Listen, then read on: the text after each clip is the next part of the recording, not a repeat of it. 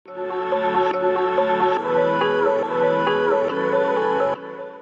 is the 21st century sickness. और तनाव जो है ये इस जमाने की बीमारी है। What does God talk about your tomorrows? परमेश्वर हमारे कल के विषय क्या कहता है? In this, I think we need to really dwell on these words so that our stress is just taken out of us. सचमुच हमें ये जो वचन है इसमें हमें निवास करना है, यहाँ पर स्थिर रहना है ताकि ये हमारे सारे चिंताओं को, हमारे तनाव को निकाल ले। See, nowhere God says, I will take care of your future.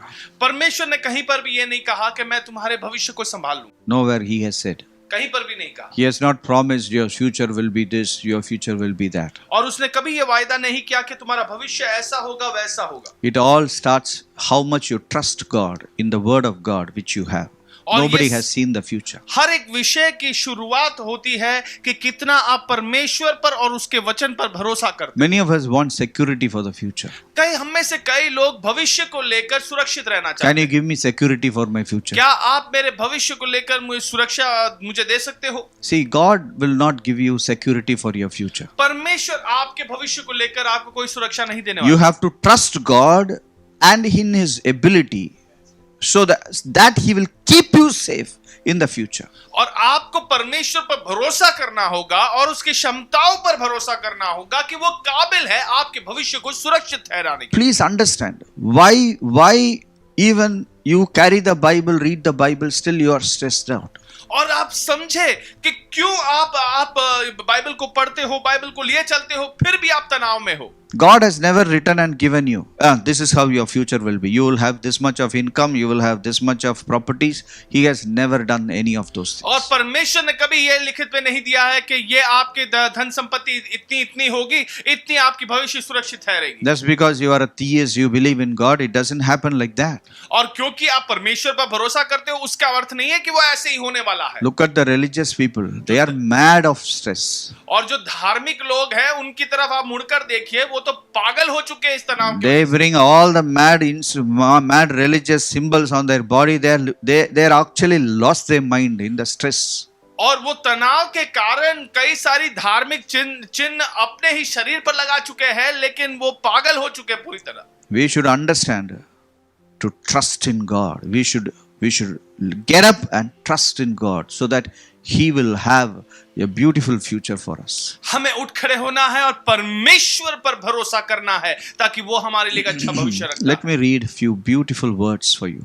कुछ सुंदर से वचन हम पढ़ेंगे। Okay, these are very beautiful because these are the words which can really be stress busters. और ये सचमुच सुंदर वचन है क्योंकि ये जो वचन है ये आपके जीवन में तनाव का नाश करता है। When Jesus Christ was in this world, He said a very beautiful word. Matthew 6:34, therefore do not worry about tomorrow. और मत्ती 6वां अध्याय उसका 34वें वचन में यीशु मसीह ने बहुत ही सुंदर ये वचन कहा है, अतः कल की चिंता न करो। Do not worry about tomorrow. कल की चिंता न करो। What a beautiful verse. So because He has said that, do not worry, we should not worry. और क्योंकि यीशु ने ऐसे कहा है कि कल की चिंता न करना, आपको कल की चिंता नहीं करना है। That's it. बस इतना ही। There ends the matter. Let's read Isaiah 49:16. You should underline this in your word, put this on your desktop so that these words become part of your heart, part of your life, part of your core of your being. He said, I have inscribed you in the palms of my hands. और यशाया उसका 49 और उसका 16वां वचन कहता है, देख मैंने तेरे चित्र अपनी हथेली पर खोद कर बनाया है। What a sweet word. कितना सुंदर ये वचन। What a comforting word. कितनी सांत्वना देने वाली वचन है। Now these words should be in front of our eyes all the time of our life. और ये जो वचन है ये हमारे आंखों के सामने निरंतर होना चाहिए। He has inscribed you where? और कहां पर उसने आपके चित्र को खोद कर रखा है? Not in his drawing notebook. और उनके घर के कोई कमरे में कोने में नहीं। He has inscribed you in the palm of his hands. और उनके हथेली पर उन्होंने खोद कर रखा है। What a privilege that you are inscribed in the palm of his hands. और ये कितनी सौभाग्य की बात है कि आपका चित्र परमेश्वर ने अपने हथेली पर खोद कर रखा है। So when he looks at his palm, he sees your face. तो जब वो अपने हथेली को देखता है, वो आपके चित्र को देखता है, आपके चेहरे को देखता है। And why you have to be stressed? तो फिर किस विषय का तनाव आप में होना चाहिए? If God can see you every time in the palm of his hands, Why are you stressed? अगर परमेश्वर आपको अपनी हथेली पर निरंतर हर समय देख सकता है तो आप किस विषय में चिंता कर रहे हो? What a beautiful verse. कितना सुंदर ये Let वचन। me read one more comforting verse. एक और वचन हम पढ़ेंगे, Zechariah 2:8. Zechariah 2:8। The Lord is saying, He who touches you touches the apple of my eye. और परमेश्वर कह रहा है कि जो कोई तुम्हें छूता है वो मेरे आंखों की पुतली को छूता है। Can anyone touch anybody's apple of the eye? क्या कोई भी व्यक्ति किसी अन्य व्यक्ति की आंखों की पुतली को छू सकता है? If any object comes near your eyes, immediately you move away your hand. और कुछ भी हमारे आंखों के सामने आता है तो तुरंत ही हम वहां से हट जाते Immediately हैं। our hand comes to rescue. तुरंत ही हमारा हाथ आता है उसे Our बचाने eye के लिए। closes. हमारी आंखें बंद हो जाती है। You understand? How much God should protect you? You tell me. और कितना अधिक परमेश्वर आपको सुरक्षित ठहराएगा, आप बताइए मुझे। Today many of us we think, what will happen to me? आज हमें से कई ये सोचते हैं कि मेरे साथ क्या होने वाला है। How foolishness these thoughts कितनी are. मूर्खता की बातें हैं ये सब विषय। This originated from the demonic hell. और ये सारा विषय दुष्ट आत्माओं के नरक से उत्पाद हुआ है। If any of you are battling with this thought, what will happen to me? अगर ये You should answer yourself, I am the apple of God's eye. और अगर ऐसी चिंताएं आपके चित्त में है तो आपको अपने आप को उत्तर देना होगा कि मैं परमेश्वर की आंखों की पुतली हूं। God has drawn me in His palm. और परमेश्वर ने मेरा चित्र अपने हथेली पर खोद कर रखा है। Some people do tattoo in the back, और कुछ लोग टैटू बनाते हैं अपने पीठ के पीछे for others to see. ताकि दुनिया वाले देख सके। God has tattooed you in His palm so that He can see. परमेश्वर ने अपने हथेली पर आपको खोद कर रखा है ताकि वो आपको देख सके। Many of us we live as if God has forgotten us. और हमें से कई ऐसे जीते हैं कि मान लो परमेश्वर हमें भूल चुका है। God has not forgotten. He has thoughts, such precious thoughts for us. और परमेश्वर हमें भूला नहीं है, वो हमारे विषय सोचता रहता है। Can we read Psalm 139 bhajan Samhita 139 verse 17? उसका 17वां वचन। How precious also are your thoughts to me, O God. How great is the sum of them. मेरे लिए तो है परमेश्वर तेरा विचार कितनी क्या ही बहुमूल्य है, उनकी संख्या तो जोड़ कैसा बड़ा है। God has thoughts for you. God thinks of you. परमेश्वर आपके विषय सोचता है। Sometimes young boys think no girl is looking at me. और कई बार जवान लड़के सोचते हैं कि कोई भी लड़की मेरी तरफ मुड़ के नहीं देख But रही। God is looking at you. लेकिन परमेश्वर आपकी तरफ देख रहा God is है। thinking of you. परमेश्वर आपके विषय सोचता है। Not one thought. और केवल एक कोई विषय नहीं। It says, how great is the sum of them. और यहाँ पर लिखा है उनकी संख्या का जोड़ कैसा बड़ा है। And read the next word. If I should count them, they would be more in number than the sand. और अगला वचन कहता है यदि मैं उनको गिनता तो वे बालू के किनकों से भी अधिक ठहरते। So you go to the Chowpatty beach आप चौपाटी बीच पर जाए and you count the sand. और वहां पर आप So much thoughts he is having. रेत के दाने को आप गिनने देखिए, I इतने tell सारे you, विचार है परमेश्वर। yes, I tell you, in a day, probably some 100 thoughts of him are being executed every day. और हर दिन तो सत्य की बात यह है कि करीब 100 से अधिक विचार परमेश्वर के जो है वो आपके जीवन में हो रहा है। Yes. So you have to come to a place of being in rest. तो आपको ऐसे स्थान पर आना है जहां पे आप विश्राम If करें। you are a child of God, you have to take every step very carefully according to the rest which God has already given you. अगर आप परमेश्वर के संतान हो तो आपका हर एक कदम उसी विश्राम में बढ़ता रहे जो परमेश्वर ने आपको दिया है। We have no right to think things are not going to happen well and this and that. This is a world view. People who do not know God, who are in religion, they should talk such useless words, not a child of God. ये दुनिया का नजरिया है कि हमारा क्या होगा, क्या कोई हमारे विषय में सोचता नहीं। आप परमेश्वर के संतान हो, आपके विचार अलग होने चाहिए। Now what is stress? Let us read 2 levels of stress. अब तनाव के 2 पड़ाव हम देखेंगे। There is something called as a natural stress. एक होता है प्राकृतिक जो तनाव, Okay, which is very common, which जो we बहुत can have. आम तौर पे हमारे जीवन में होता है। You go to a zoo, आप किसी जू में जाए, but the tiger comes out of the stage, जब out of the cage. अगर उस केज में से अगर जो शेर है वो बाहर आ जाता है, सिंह बाहर, Immediately what will happen? तुरंत ही क्या होगा? Your body is under a stress. आपका शरीर जो है वो तनाव में आ जाता है। What happens is your body is under a stress. Your brain is telling the heart to pump more blood into your legs so that you can run. और आपका ब्रेन आपके हृदय से कहेगा कि सारा जो खून है वो अपने पैरों की तरफ बढ़ा ताकि आप भाग सको. So when you see a tiger out of the cage, you are in the zoo. Suddenly you see the tiger out of the cage. What you will do? और अचानक से अगर आप शेर को देखते हो कि वो वहां जो अंदर रखा है वहां से बाहर निकल चुका है तो आप क्या करोगे? What you will do? आप क्या करोगे? Come on, answer. Run away. There are 3 things which people do. 3 चीजें लोग करते हैं. One is flee. एक है भाग जाना. Some people will freeze. और कुछ लोग हैं जो वहां पे अकड़ कर खड़े हो जाते हैं. Some people are very brave. They will fight. और कुछ लोग बहुत ही धैर्यशील होते हैं, वो लड़ते हैं. I think Sahil will fight. मुझे लगता है साहिल लड़ेगा. So you either fight or you flee or you freeze. चाहे आप लड़े या आप वहां पर अकड़ जाए या आप वहां से भाग जाए. Yeah. But none of these 3 are actual answers. लेकिन इनमें से तीनों में से कोई भी सत्य में उत्तर नहीं है.